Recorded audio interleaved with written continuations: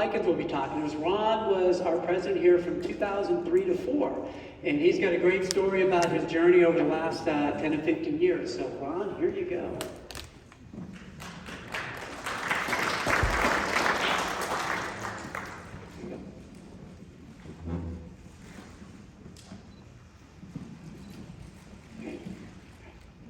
As Mike said, my name is Ron Likens, and this is my 10-year journey with cancer.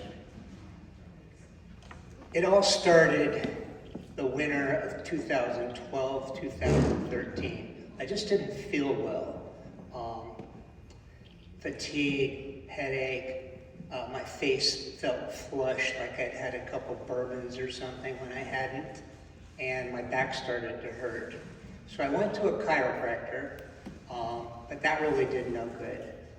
My wife, Becky, she's a Stanford pediatrician, and she insisted basically that I go see the doctor. So I went to my doctor, and he did a checkup on me and did blood work. And I knew I was in trouble the next day when I got a referral to a hematology oncologist, a guy named Dr. Martin Rubenstein. The problem was I couldn't get an appointment for a little over 2 weeks, and I was going downhill just about every day, eventually needing a cane to walk, and by the time the appointment came, I was using a walker to take the pressure off my back. Dr. Rubenstein, he told me I had something called multiple myeloma, which I'd never heard of. He told me I was going to go online and see that my life expectancy was 3 to 5 years. And he said, that's old data. He said, there's new stuff coming out every year, and the name of the game is to kick the can down the road. That was probably the best advice I've had in these 10 years. So, what is multiple myeloma? Multiple myeloma is a cancer of the plasma cells in your bone marrow. Healthy plasma cells are a major part of your immune system, and they provide antibodies to fight infections. When the plasma cells get cancerous, they grow bigger, and they multiply quickly, and they start spitting out monoclonal antibodies that really don't do your body any good. And they build up in the bone marrow and start to push the healthy cells out of the way. They also cause your bones to dissolve into your blood. And where they group in a big mass, they will create lesions. It's like a tumor that creates a lesion, basically eats a hole in your bone. So it's a nasty disease. In the US, about 16,000 people a year die from multiple myeloma. The average age of diagnosis is 68 years. I was 58 when I was diagnosed, so a little on the younger side. More men than women are diagnosed, and more blacks than whites are diagnosed. Some of the famous people are General Colin Powell, died of multiple myeloma. Geraldine Ferraro died of multiple myeloma. Sam Walton, the founder of Walmart, died of multiple myeloma. And Roy Scheider, the Jaws and all that jazz actor, another person who died. Tom Brokaw isn't dead, by the way, but his myeloma kind of has paralleled mine. He was diagnosed about the same time I was. His treatment has kind of been very similar to mine, and he's been very public about it. There's been a lot of news stories about his fight with multiple myeloma. Closer to home, Paul Clark, who was a club president here the year after I was, died of multiple myeloma. Currently, there's no cure for multiple myeloma. So, Dr. Rubenstein put me on a drug regimen called RVD, Revlimid. It's an immunomodulatory agent, hard for me to say that. And Velcade is a protease inhibitor. These are targeted therapies, unlike chemo that kind of affects every cell in your body, but differentially kills fast-growing cells. Targeted therapies, targeted drugs, attach somehow either through a molecule or a certain protein on the cancer cell, and they either kill it or they cause it not to be able to carry out cell functions and replicate itself. And then dexamethasone is a steroid, a lot like prednisone, and it helps Revlimid work, and it helps me, when I have it, to tolerate the side effects of the other drugs. Really interesting story about Revlimid is that it's basically thalidomide. I don't know if any of you remember, back in the late 50s and early 60s, they gave thalidomide to pregnant women for morning sickness. The problem was it also caused horrible birth defects, mostly of the limbs, the arms, and the legs. Thousands of babies were born with terrible deformities before they pulled it off the market. And then about 15 years ago, a company named Celgene found that it worked really well on certain types of cancer. And so they tweaked it just a little bit, applied to the FDA as a new cancer drug. And they basically took a worthless drug and made it a cancer drug that they could charge $700 a capsule. Celgene's made millions off Revlimid and will continue to make millions off Revlimid because it's the first line of therapy for multiple myeloma. Everyone who gets multiple myeloma now starts with Revlimid. I have bad allergies today, and so I took some allergy pill to make my mouth dry. For back pain, Dr. Rubenstein gave me fentanyl patches, which I put right above my waistline here. And that was the baseline for the pain that I was having. And then for breakout pain, he gave me Dilaudid, which is a hydromorphone, basically morphine in pill form. He started me on an injection of a drug called Xgeva, and that was to strengthen my bones.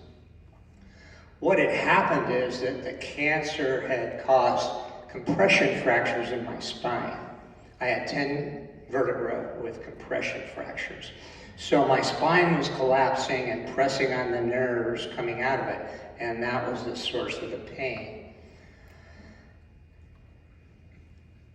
Over this summer, Dr. Rubenstein sent me to a group of doctors over at Good Samaritan Hospital, and they did 4 surgeries on me, a procedure called kyphoplasty. And basically what they do, they go in with under general anesthesia, and I was laid on a table, which was a fluoroscope, and they would put this probe-like needle inside and inject bone cement into my vertebra and basically re-inflate it, taking the pressure off the nerves. I wouldn't be here today if it wasn't for kyphoplasty. I wouldn't have wanted to live all doped up and in the kind of pain that I had been in before I got that. This next slide is a picture, actually, x-ray of my spine. The little white spots, that's the bone cement in my spine. You can see my spine is not really straight anymore, and so I do have some pain pretty much every day, some level of pain, depending on how much I'm doing. But way better than what I had initially. I feel like I've been really lucky. I lead a pretty normal life when I'm in remission. I skied 30 days this year. I mountain bike. I can hike. I wouldn't backpack because the weight would be too much on my back. So, my back was being fixed, and the RVD had led me to, not only stop the progression of the cancer, but it led me to, a remission for a time. And so Dr. Rubenstein sent me to Stanford to kick the first can down the road, and it was a big one. It's called the autologous stem cell transplant. This is not where you get somebody else's bone marrow, a donor. They basically use your own stem cells. I describe the transplant like this to friends and family. They basically kill you with chemo, and then they reboot you with your own stem cells. And that's pretty much it. I went to Stanford. My wife Becky and I, we met with a doctor, Dr. Benjamin, and we asked him questions about the transplant, what it was going to entail. And as he started describing the transplant in great detail, I started crying. And the harder I tried to stifle the tears, the more they came out. It wasn't really that I was so afraid. It was that I saw the path ahead of me, and it was pretty ugly. I'd been pretty cavalier so far. I'd responded well to the drugs, my back was fixed, I can kick this thing. But I hadn't faced chemotherapy, and I was about to get a lot of it. First thing I did that night when I got home was take out the hair clippers and cut all my hair off, because I did not want to see my hair in the bottom of the shower in the morning falling out in clumps. So they scheduled me for an operation to install something called a Hickman catheter. And this shows, it's basically a line, a tube that goes, they made an incision under my collarbone and it went into a vein. And one end of it went down within a couple inches of my heart. And then it came out through my collarbone. And there were a couple of ports there. That saved my veins from being destroyed by all the needles I was about to see. For chemotherapy and blood draws, sometimes 3 times a week, they would take my blood. I apologize, this is an ugly picture, but it kind of shows you what I was dealing with for 6 months. I had to clean the ports and put this bandage on. So anyway, that was the Hickman catheter. So now I was ready for the stem cell transplant. And it went like this. The first week of October, I went to the chemo center, or to the cancer center in Stanford, and they gave me chemotherapy. And then they sent me home with a box of 6 syringes, a drug called Neupogen from Amgen, and I had to inject myself once a day with those. And then a couple of days after I'd finished the Neupogen, I had to go back to the cancer center for a process called apheresis, and that's basically where they filter the stem cells out of my blood. I also had to start wearing, at that point, my wonderful HEPA filter mask. You may see people around in the community wearing these. They're having, serious issues, like me, in terms of their immune system. And I wore this for 6 months. So they whacked me with chemo, and then they harvested my stem cells. And then in November, we repeated that process, and they got another unit of stem cells. The stem cell unit looked kind of like a blood, unit of blood. When you give blood, it was smaller, about the size of my fist. And it was kind of a whitish yellow. And they send that downstairs and freeze it. And then in November, we repeated the same process with a different chemo drug. And the idea is now they have 2 units. One is a backup. I like this next slide a lot.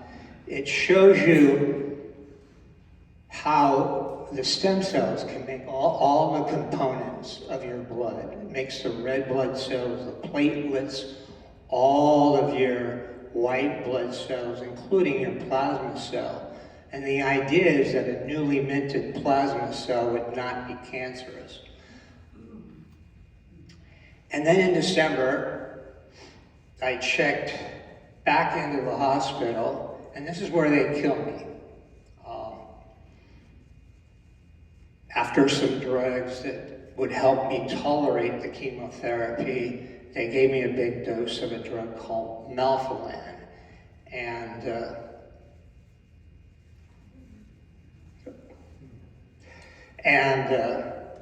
that's sort of the standard drug for multiple myeloma everyone gets. But the second bag of chemotherapy they hung there was called BCNU. And I tell you, when they turned that little valve and it ran into my body, every cell screamed, "What are you doing?" It was like getting kicked in the face, really. I had a terrible headache. I saw stars. I started to sweat profusely. It was the worst thing I think I've ever experienced. Every cell was just going, "Wow. What are you doing to me?" Becky and I went back to the cancer center the next morning, and after they sent me home, and I was in really bad shape. The lining in my mouth was starting to hang off in sheets. My tongue was falling, it was blistering and falling off the surface of my tongue. I had blisters on my lips. I had a rash on my abdomen and my groin. And the tissues of my anus were loose and starting to come out. And that was just a horrible experience. They kept me at the cancer center that day, it was a bad day, in an exam room on an exam table. I covered myself with my down coat, which I brought to stay warm. My wife, Becky, was with me, and my mother-in-law came and visited with me, and then took Becky to lunch. And so there I was. I'd been there since 9:30. And then at midnight, they finally got a room at the hospital for me, and they transported me in what they call the path. It's a tunnel between the cancer center and the hospital. I was in the hospital for 11 days. For the first 4 days, I couldn't eat or drink anything because of what was going on in my mouth and my esophagus. About day 5, I was able to take some Ensure, and my digestive system started to gradually work again. A hospital is probably the worst place in the world to get a good night's sleep. The nurses are noisy. They come in every couple hours and wake you up, want to check your vitals. So after 2 days of that, I said, this is terrible. So I made a deal with them that they would close my door at 11 and not open it until 6 a.m.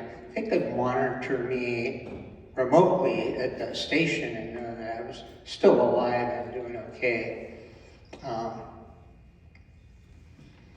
I kind of lived in this weird semi-conscious state there at the hospital. And Dr. Benjamin would come in and do rounds with some of the residents and other doctors, and they'd all stand around my bed and ask me questions. And he let slip that he thought I would be able to go home after Christmas.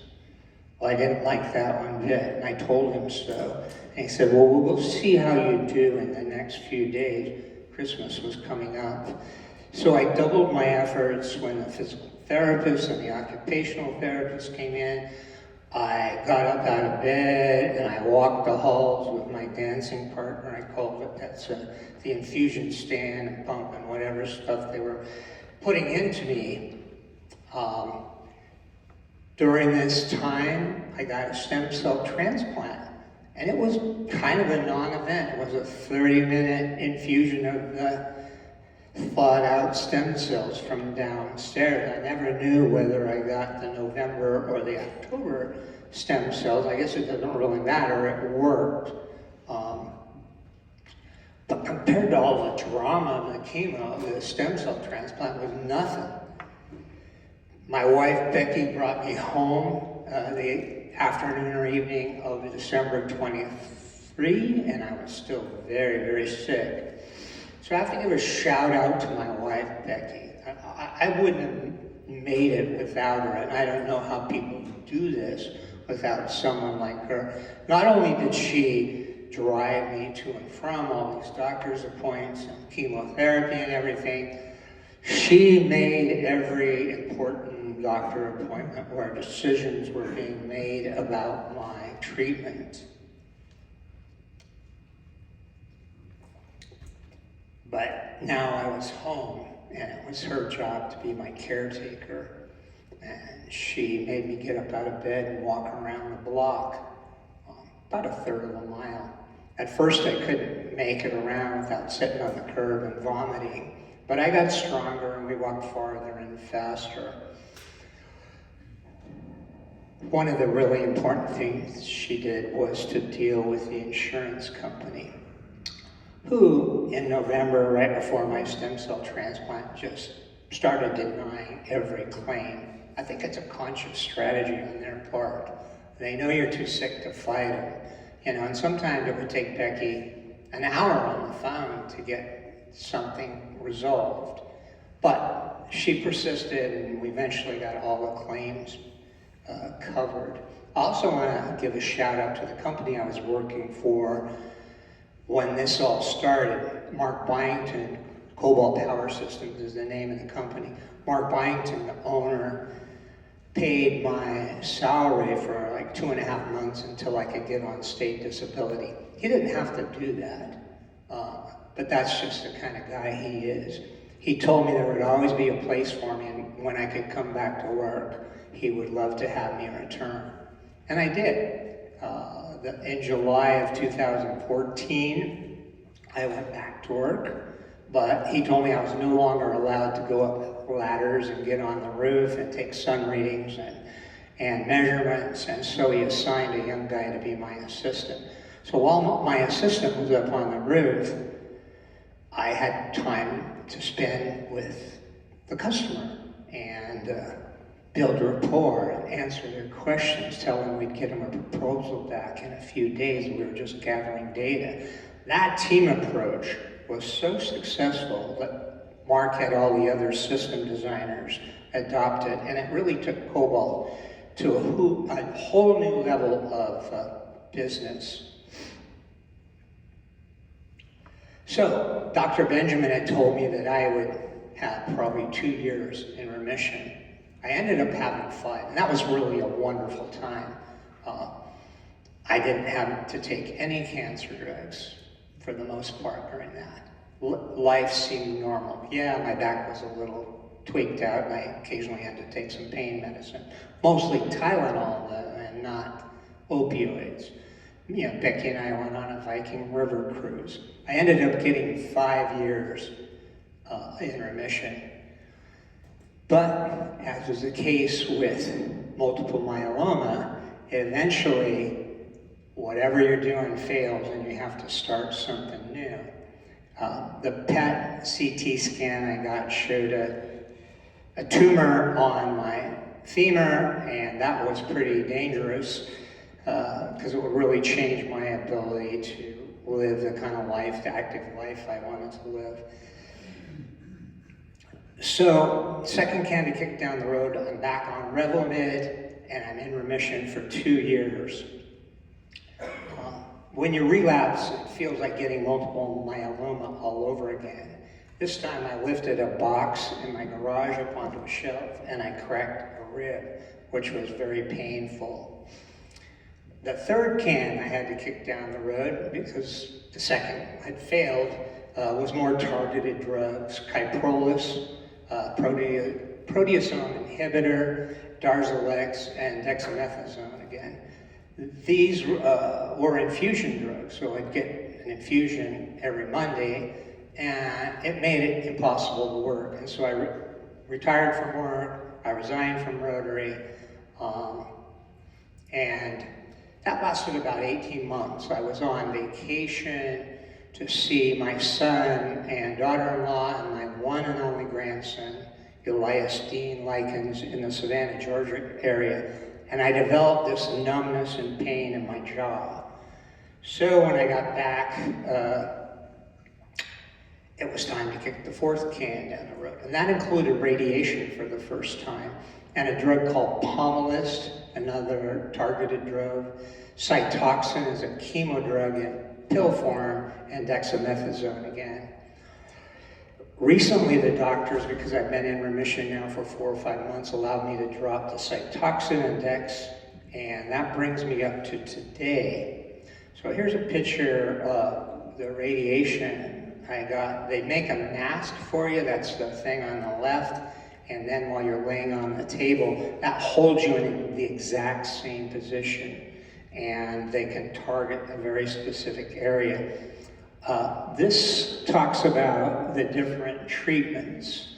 I had a lot of targeted therapies. Those were the drugs Dr. Rubenstein was talking about. And then chemotherapy, mostly around my stem cell transplant. As you saw, I just had radiation therapy. I did not have a bone marrow transplant. They don't do that for multiple myeloma. They do the stem cell transplant, which I told you about. I had not had immunotherapy yet. And immunotherapy, well, let me put it this way. Cancer's really sneaky. It hides from your own immune system. I think of it like the Romulan spacecraft on Star Trek that can cloak themselves and sneak up and attack. And the goal of immunotherapy is to unmask or uncloak the cancer cells so that your own immune system will attack them. 3 years ago, the FDA approved a treatment called CAR T-cell therapy. The CAR is chimeric antigen receptor. This is a very simple diagram, but I think it works really well for our purposes here. Basically, they harvest your T cells, they send it to a special lab, and that lab slices some genetic code into the T cells that causes them to express this chimeric antigen receptor. Because they're live cells, they then grow more in the lab. They send them back to you, or back to the hospital, and they put them in your body, and those modified T cells go to work attacking your cancer. The thing about it, it's a one-off. It's your cells genetically modified to fight your cancer. It's very expensive, because of all the extensive handling of your cells at the hospital, at the lab. It takes 4 to 6 weeks for them to turn around your cells. You remember I said in 2 weeks I was really going downhill. Someone who's really has multiple myeloma raging in them, 6 weeks is an eternity. People have died waiting for their cells.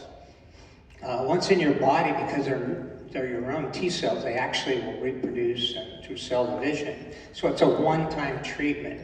It has to be done at a special academic hospital affiliated with a cancer research center. So around here, that's UCSF and Stanford, nationally, places like the Mayo Clinic, the Cleveland Clinic, MD Anderson. And each hospital has a limited number of slots for this. So somebody in, let's say, Pocatello, Idaho, they don't have a chance of getting this. I've lined myself up with Stanford so that when the time comes, I hope to be able to get this therapy. Then last fall, the FDA approved a new drug called teclistamab, and it is basically a synthetic antigen. It's a man-made thing, and you can think of it as having two hooks. One hook hooks to the cancer, the other to your natural T cells. And now the T cell sees the cancer cell as a threat, and it destroys it, kills it. It's a synthetic antigen. It's an off-the-shelf treatment, and it will not replicate itself. It must be given repeatedly, and there's not a lot of data because it's so new. Now somebody in Pocatello, Idaho has something to take, and not only that, the CAR T-cell patient can take that while waiting for the 6 weeks. And so that's pretty much the end of my presentation. You know, I want to say that, I don't know if you remember when they sequenced the human genome, this whole area is just exploding in medicine right now. We're seeing the promises of that sequencing of the genome coming to fruition. And so Dr. Rubenstein was right, and I just keep kicking the can down the road in hope of a cure. Thank you.